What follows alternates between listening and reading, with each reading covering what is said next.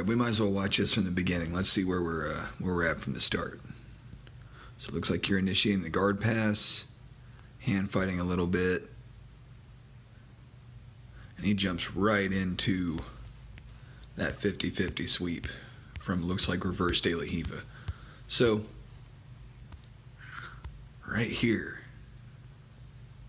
it's good that you're checking the hands, but the legs are still in front of you. You want to deal with the closest thing to you first. So at this stage, as he's getting his legs closer to you, you don't want to let him go unchecked. You might want to start pushing that leg out of your way, and that'll save you a lot of headaches as things continue to progress.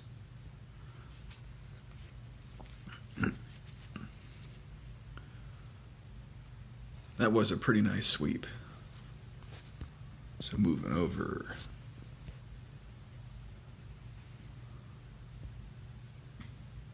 So I can tell you're used to doing that. You're kind of like jumping into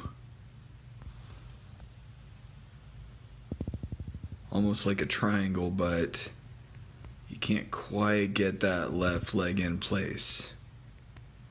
This is good. So because of the angle you're at, that guillotine is probably not going to hit. What you can do instead is actually stay where you're at on this armpit and scoot your butt to your right. And you can guillotine with your left hand, and you'd be surprised how hard that hits. That's you kind of have the right idea, but it misfired just a little bit there. Let's see how that pans out for you. So we got the guillotine, but it's kind of on a weak side. Yeah, it bailed on it pretty quick.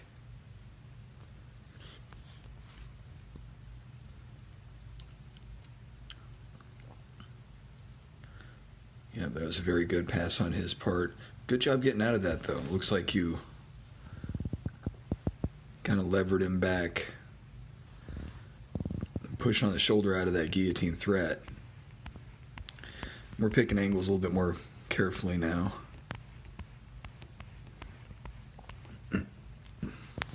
So he grabs the legs and steps out.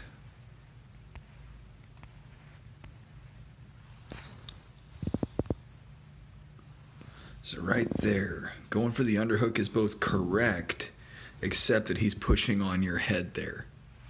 So you want to keep a bit more space until you're ready to come in.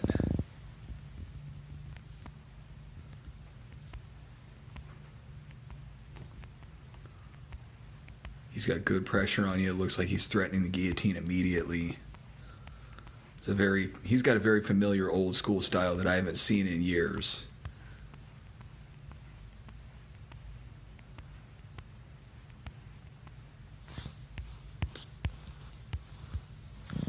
Looks like, I want to look back at that one more time. So it looks like you've still got half guard here. Kind of unwittingly, if you can pop your head out, you actually get sweep points there. He's back on top. Keep looking at this.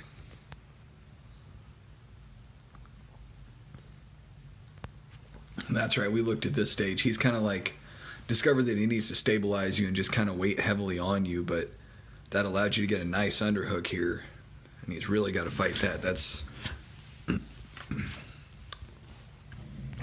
actually interesting also right there, is the way that you take that underhook.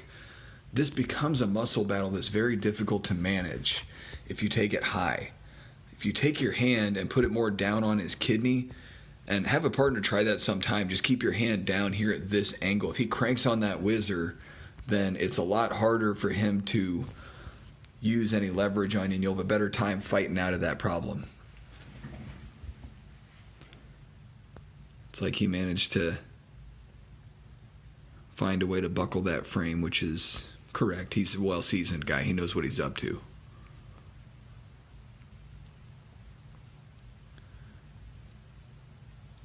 We got this problem. We talked about that. You got good frames going here. You're not letting him do too much.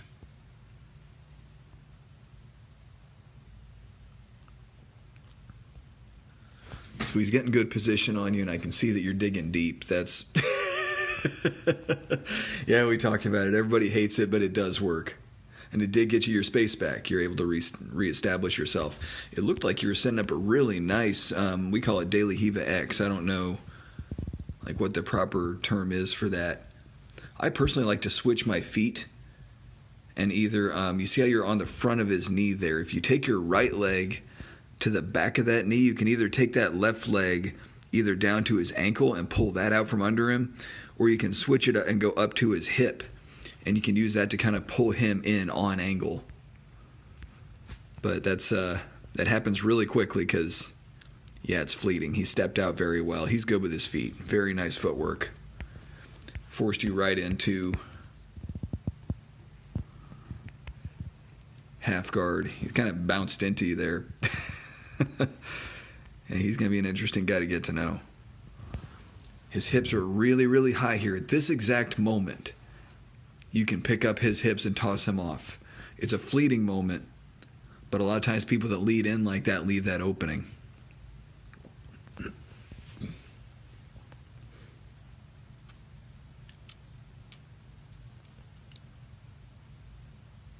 Once again, good frames from bottom side control. Kind of follow him with your elbows. You're exactly correct on that. I do that all the time.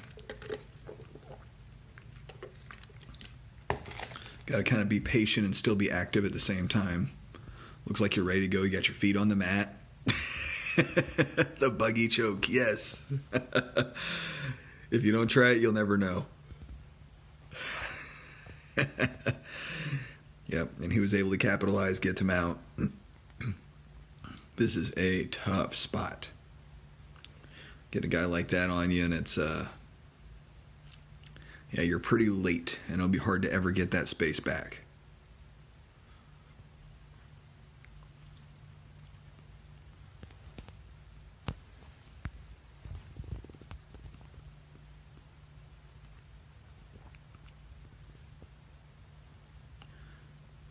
Yeah, you probably want to avoid crossing your feet there. You're just stagnating your own progress. This is nice. Yep. Yep. Beautiful.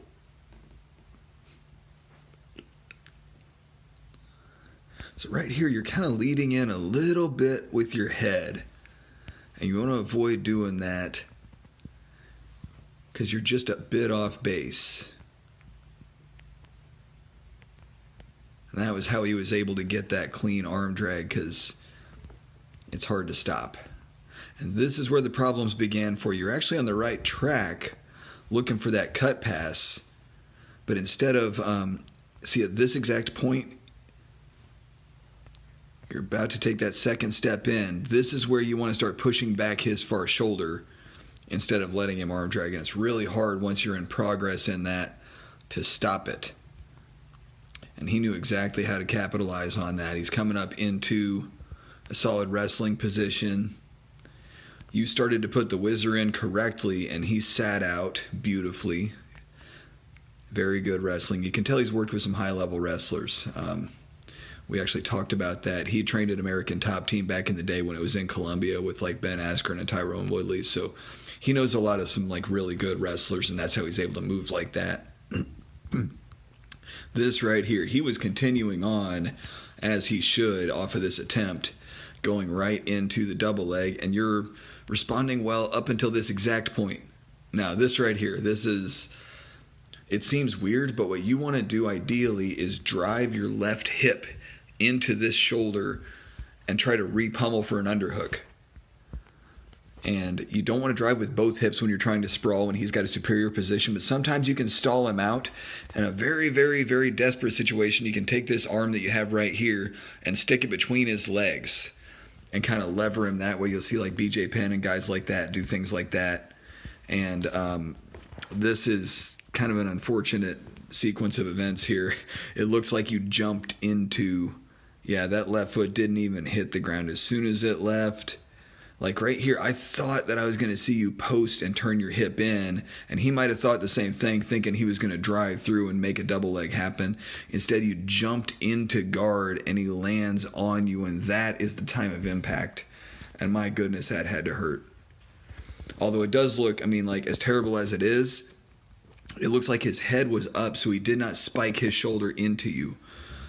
At least not as bad as he could have, but also it looks like his arm was underneath you. It was underneath your hips. So it could have been a lot worse if his arm was higher and it like crunched into the backside of your ribs also, or if his head was a little bit further down and it spiked more, but holy cow, man, that had to hurt. And that was the day. When I looked over earlier, I thought you got jacked in the nuts and I was just giving you time, but dude. Man, sorry about that. But anyway, hope that this at least brighten your day a little bit.